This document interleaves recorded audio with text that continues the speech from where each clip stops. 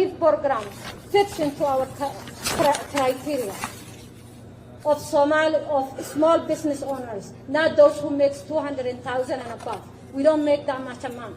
And we have been suffering since the crisis of ICE.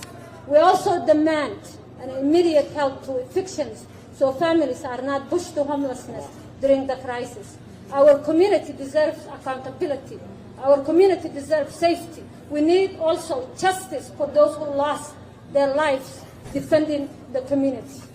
I repeatedly told the agents that I'm a U.S. citizen and I had my ID and passport. Instead, the agents ignored my pleas and forced me to the ground and placed me in a headlock. The injuries and trauma from that day have stayed with me and has changed our lives. I am raising funds to support my recovery, including trauma-informed mental health therapy and counseling, medical care for stress-related symptoms and physical symptoms. Call up your cousins who was running fake-ass daycares and clinics. Call them up and say, see you, break you off a couple dollars. And, we'll just forget all about it. Because I'm just saying, we talk about a whole lot more money than $200 million. We're in the billions. Y'all stole billions of dollars out of Minnesota, out of taxpayers' pockets. We have suffering since starting for ICE. We want to, whoever bring over here, we want to pay. Only that's what I'm saying. And I'm asking our governor and our state, we are taxpayer, we need pay back whatever they committed ICE. Thank you very much. You couldn't make this up if you tried. The Somali community in Minnesota is demanding reparations for, get this, ICE trauma. I wish that was a joke, but it's not. They actually held a press conference to discuss what they want. They listed out all of their demands. Now, if you went and listened and couldn't understand a word she was saying, don't worry, I have the translation. They want free cash grants to all immigrant businesses under $200K in revenue. They want no evictions and free rent for immigrants. They want the government to come out and publicly apologize for all of the harm and trauma that ICE has caused. They want reparations for all of the, quote, trauma that ICE has caused. And lastly, they want ICE banned from their communities and their neighborhoods. I wonder why. This is parasitic behavior. This group is not benefiting America in the slightest. It's selfish. It's take, gimme, gimme, gimme, and give nothing in return. So how about this? Give the taxpayers reparations for the $19 billion you've stolen from them. Somalians, if they want to stay in America, they need to learn to stand on their own 2 feet and do things the right and legal way and not defraud the system. Yeah, let's start with that. And you know what? As far as I'm concerned, we, as American taxpayers, are the ones who at this point deserve reparations for all the money that you've been stealing from us. Just a few weeks ago in a press conference, Ilhan Omar said that Somalians are not terrorizing the nation, they're helping it thrive. Really? How? Because now they're asking for reparations. Hello everyone, welcome back to my YouTube channel. My name is Kola.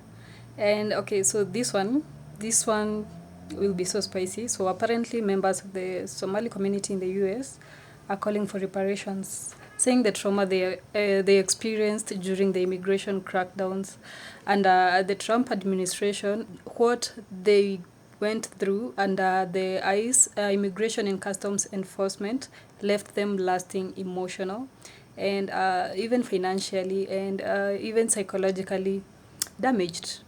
And Americans online are not letting this go, and they're so furious about it. So let's watch a few videos that I've compiled for you guys, and then we're going to come back with a full commentary at the end of the video. And if you haven't yet subscribed to my YouTube channel, I'll gladly appreciate if you guys do so. They say that we owe them reparations because of the trauma they've went through. The Somali community has delivered a full list of demands to state and federal leaders. They're asking for targeted financial aid just for their small businesses. They want immediate eviction protection.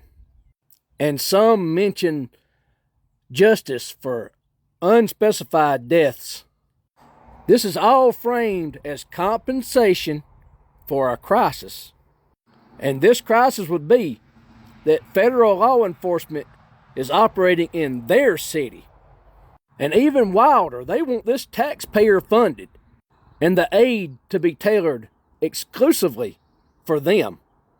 They're demanding that everyday Americans foot the bill for their suffering. What do you think? Are we really expected to pay settlements every time ICE does its job?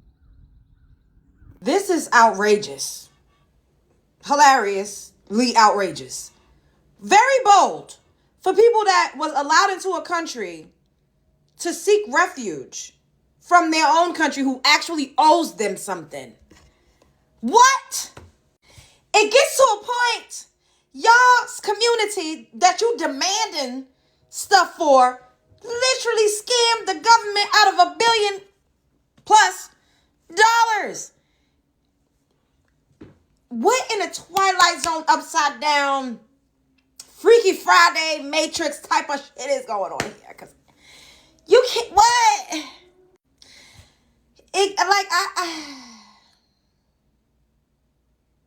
Y'all sitting up here demanding things from the United States government that allowed you all to come in here to seek refuge. Literally over 80% of your community is receiving government assistance. Y'all haven't been paying into the system for centuries. Y'all didn't build this country. Y'all don't really what did y'all add to the infrastructure? Coming here and starting a business is not the same as building a country. Coming here and opening a daycare center and having your son and your cousin and your stepson as the kids that go to the daycare center is not the same as a hard working, we work so goddamn hard. Getting government handouts and assistance. What is going on here? And the fact that you even have the balls to demand anything is diabolical. Get them out of here. And I'm not talking about all for the ones that are legalized. They're living their lives. They're not bothering nobody. They ain't trying to get all up in the hoopla. Leave those people alone. But this lady and the people in the back of her, they need some BTA. They need a little bit of straightening. Because I don't understand how these people really... I'm trying to understand, why do these people think that they are owed something? The immigrant entitlement is a little bit diabolical. It's insane. It's getting to a point, because if Johnny had 5 apples, bitch, you already was allowed to come up in this country and work. If you've been in this country for 10 plus years, you've been able to work and get some American dollars to send back home. If all of y'all rounded up, all of y'all that worked so much harder, y'all better than everybody, took all of your resources and went back to Somalia instead of going to Kenya, which is odd, and building up Kenya. That's another story for another day. If y'all took all of that back to Somalia with all of the money that y'all have, the cars, the Beamer, Benz, and Bentleys, because y'all say y'all all live in mansions, and take it back home, then y'all should have y'all a nice little city in your homeland. Why y'all not fighting the government? Why y'all not fighting the powers that be where people actually owe you something when you were born at? I just don't understand this. Y'all think Somalis deserve reparations? Spread love is the Brooklyn way, child. And literally, ICE is literally only here to enforce immigration laws. They have immigration laws in every single country all around the world. I don't know why y'all think the United States of America is supposed to be this big, huge exception to the rule. If y'all was not stealing, scamming from the government, then all eyes wouldn't be on y'all. Y'all act like people just singling y'all. You know what? I'm leaving. The Somalians were bringing $1 million a day out of the country for 2 years. For 2 years out of the Minnesota International Airport.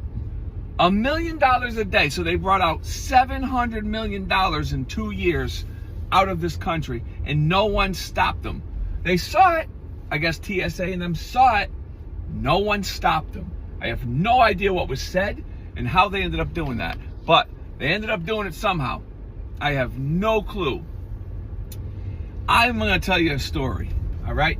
I went to the Bahamas, went to Atlantis. I brought some cash with me. Ended up winning some money down there at Atlantis. Coming back through TSA in the Bahamas, you actually have TSA in the Bahamas, all right? Because we partner, United States partners with them. I'm carrying like 7,000 in cash, and the guy asks me, "Do you have cash on you?" This is me coming through now. Like, What a question. Everyone has cash on them. You're at the Bahamas, you're gambling. I said, well, I have cash, but not cash. You know what I'm saying? Dude's like, what do you mean? I'm like, well, I don't have over 10,000. And he's like, well, listen, next time you got to be upfront with me and tell me what's going on, because it sounds like you're bringing some cash through here when you say words like that, when you say that. I'm like, man, I don't know how to respond to you. You asked if I have cash, I got cash. Giving me a hard time over 7 G's. Imagine $1 million a day.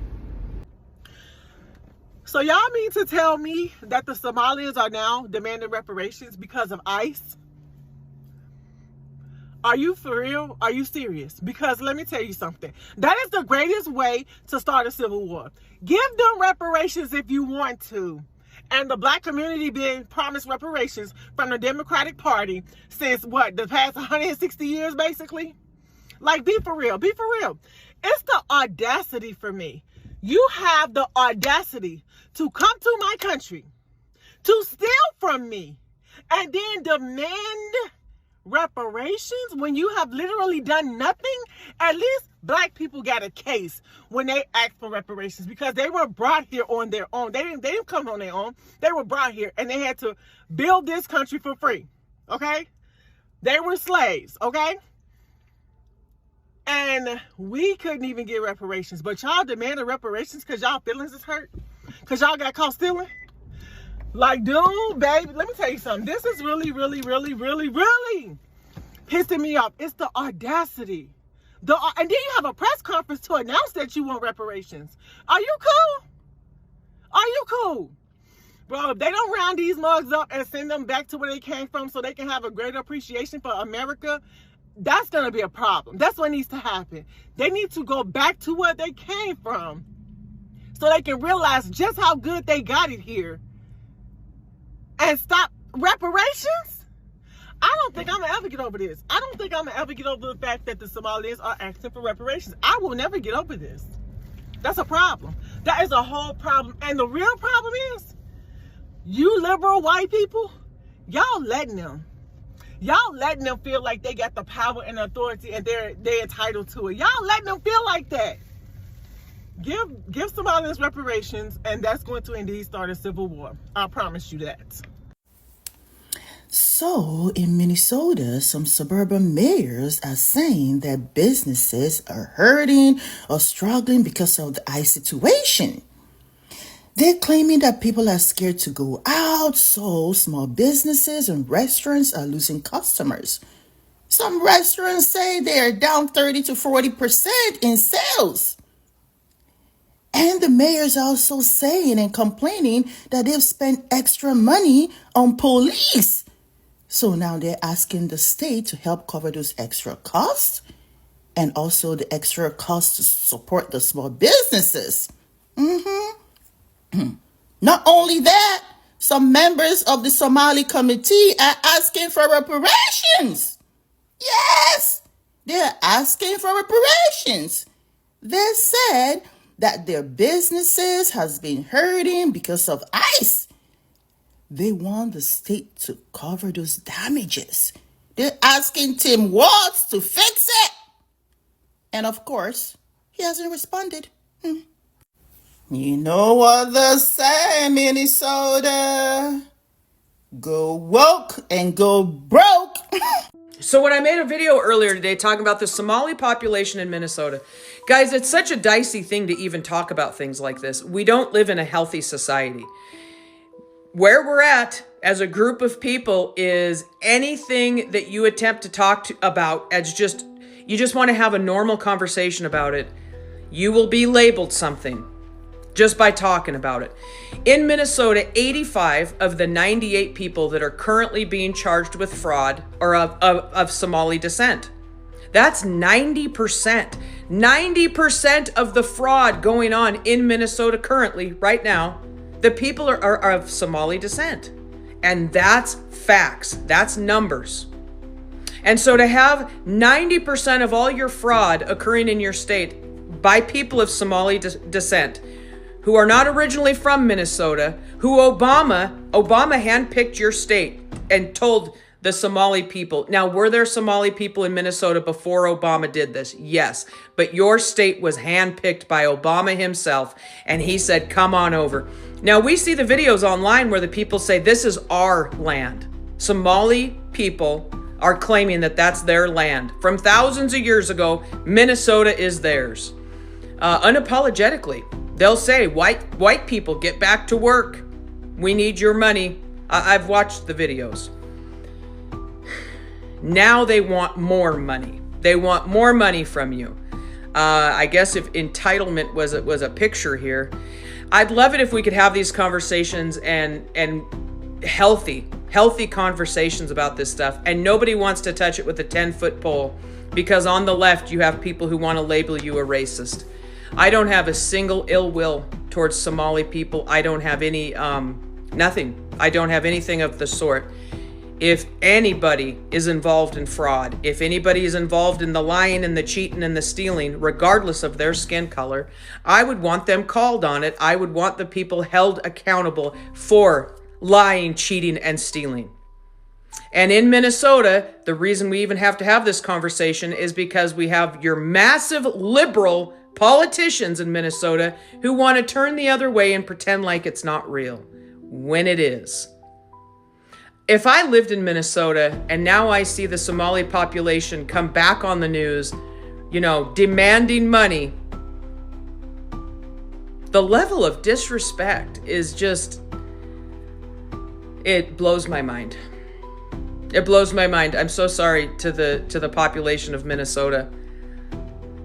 There are no words. During those years, immigration enforcement was so aggressive with the Somali community, and not only the Somali community. We all remember the headlines that went on and on, the raids and the deportations that were going on, and families were being separated and even causing a lot of deaths. And immigration communities felt targeted more so, and more so the Somali Americans. So imagine living every day wondering, will today be the day me and my family gets deported? Or you wouldn't even know, you might even lose a family member. And that kind of stress, that does something to people. And they say now they were mentally damaged because of that. And now, what are they asking for? So their demands include compensation for families affected by the deportations, mental health support for trauma, and policy changes to prevent similar crackdowns, and public acknowledgement of harm. In short, they want accountability for that. And so it's not just cut as a check. It's also recognition and a systemic change.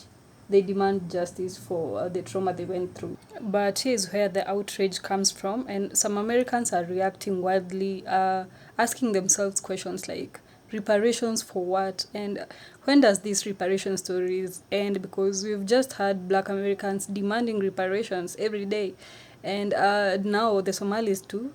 And this is getting insane. And other people are saying trauma is trauma. If government policies harmed communities, that deserve discussion. So now the debate isn't just about immigration only. It's about responsibility and accountability. Now, should a new administration compensate people for policies of our previous one? Or is that just politics playing out the way it always has? And let's be honest, the word reparations alone triggers people in America day in, day out. And the moment that word drops, emotions skyrocket and everyone is like, we don't owe anyone reparations.